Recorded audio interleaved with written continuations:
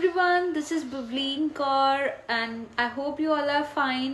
आज मैं आप लोगों को जो बच्चे न्यूली क्लास 11th में आए हैं उनको कुछ स्ट्रेटजीज बताऊंगी, वो अपनी केमिस्ट्री को कैसे स्टार्ट करें, कैसे अपने बेसिक स्ट्रॉन्ग करें, कैसे कैसे क्या क्या पढ़ें.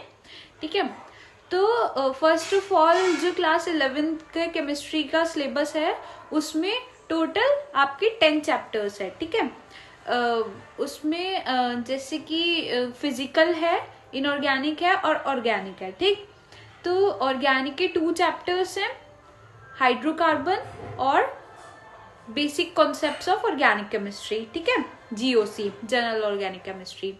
और फिर आपके इनऑर्गेनिक के जो है वो आपके 3 चैप्टर्स हैं. ठीक है, क्लासिफिकेशन, पीरियोडिसिटी जो पीरियोडिक टेबल का क्लासिफिकेशन है, केमिकल बॉन्डिंग और पी ब्लॉक. ठीक है, और बाकी आपके 5 जो है वो फिजिकल केमिस्ट्री के चैप्टर्स हैं, like some basic concepts of chemistry. ठीक है, स्ट्रक्चर ऑफ एटम.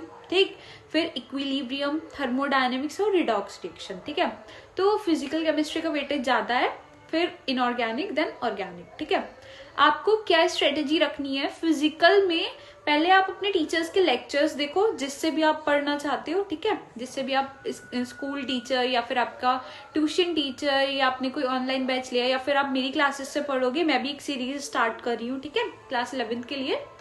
तो पहले आप अपने लेक्चर देखो, उससे नोट्स बनाओ अपने. ठीक है, फिर नोट से फिजिकल केमिस्ट्री के लिए अपनी फॉर्मूला शीट बना लेना स्टार्टिंग में. ठीक है, क्योंकि वो आपके लिए हेल्पफुल करेगी. जब आप क्वेश्चन सॉल्व करोगे ना, बार बार आपको अपने नोट्स में ढूंढना नहीं पड़ेगा कि क्या फॉर्मूला लगेगा, क्या होगा. तो वो आपके पास सेपरेट फॉर्मूले लिखे होंगे, तो वो हेल्पफुल होंगे आपके साथ. ये चैप्टर वाइज काम करते चलना स्टार्टिंग से ही. ठीक है, और इनऑर्गेनिक में क्या करना है, आपको लेक्चर्स देखना. ठीक है, और एनसीईआरटी की रीडिंग करना.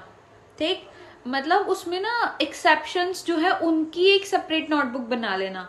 एनसीईआरटी को रीड कर करके हाईलाइट करना, जो मेन मेन एक्सेप्शंस हैं, मेन पॉइंट्स हैं, और जो ट्रेंड्स होते हैं डिक्रीजिंग इंक्रीजिंग वाले, वो सब एक सेपरेट नोटबुक बना लेना. ठीक है, फिर ऑर्गेनिक में आपको क्या करना है, वो सेम पहले लेक्चर देखना है, नोट्स बनाने हैं. ठीक है, फिर उसके बाद जितनी भी नेम रिएक्शंस हैं, ठीक, और पहले 11th में ना नॉमेनक्लेचर वगैरह आएगा ना, क्लासिफिकेशन, नॉमेनक्लेचर वगैरह.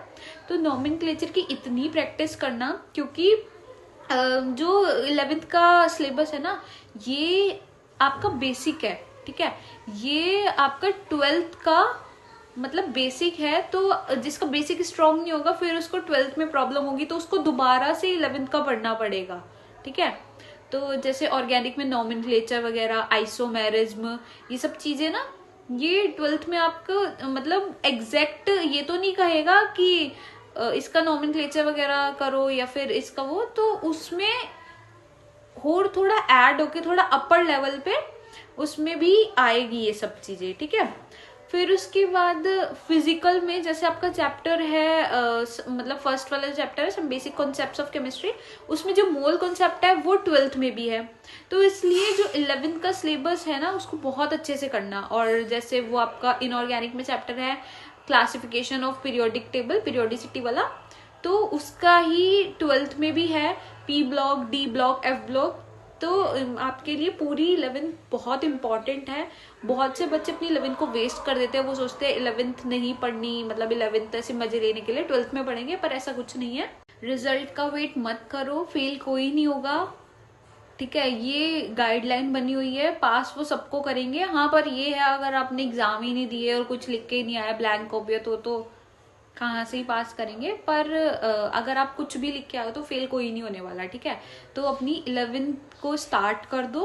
ठीक, मैं भी विद इन 1-2 days केमिस्ट्री की और फिजिक्स और बायो की 11th की सीरीज स्टार्ट करने वाली हूँ. ठीक है, तो बच्चे मतलब नीट या जेई का एग्जाम देंगे, ठीक है, तो वो अपनी 11th को बहुत अच्छे से, मतलब अभी से ही अपने बेसिक्स को साथ साथ क्लियर करते चलो, 11th को अभी से स्ट्रॉन्ग बनाते चलो. ठीक है, वरना फिर आपको 12th के साथ साथ फिर दोबारा से 11th को करना पड़ेगा, तो उस टाइम पे बहुत ज्यादा बैकलॉग्स बन जाते हैं, बहुत हार्ड होता है सब करना. तो अभी से ही अपना सब कुछ कंप्लीट करते चलो. ठीक है, सो That's all for today. I hope you like the session. Like, comment, share the video, subscribe my YouTube channel, press on the bell icon so you cannot miss any video. And if you have any doubt, let me know in the comment section. Thank you. Bye bye. See you soon.